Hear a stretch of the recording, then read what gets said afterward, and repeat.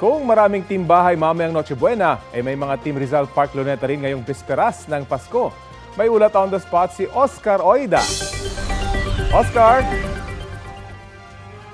Ay, nako Rafi, maaga pa lang pero ang mga mag-anak dito sa Rizal Park Luneta, kanya-kanyang pwesto na para sa kanilang salo-salo con Noche Buena. Bakit nga naman hindi Rafi? Dito sa Rizal Park Luneta, musika pa lang, Paskong Pasko na.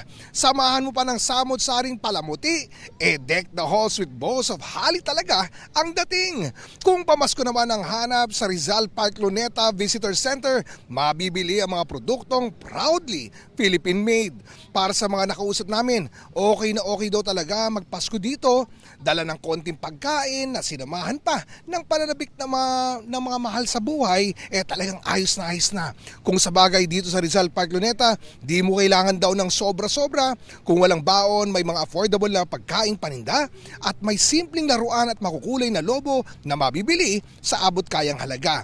At malaya pang makakapaglaro ang mga bata. At syempre, pagkagat ng dilim, ang pinakaaabangang fountain and lights display, matutunghayan. Yan pa lang daw, Rafi, Paskong Pasko na.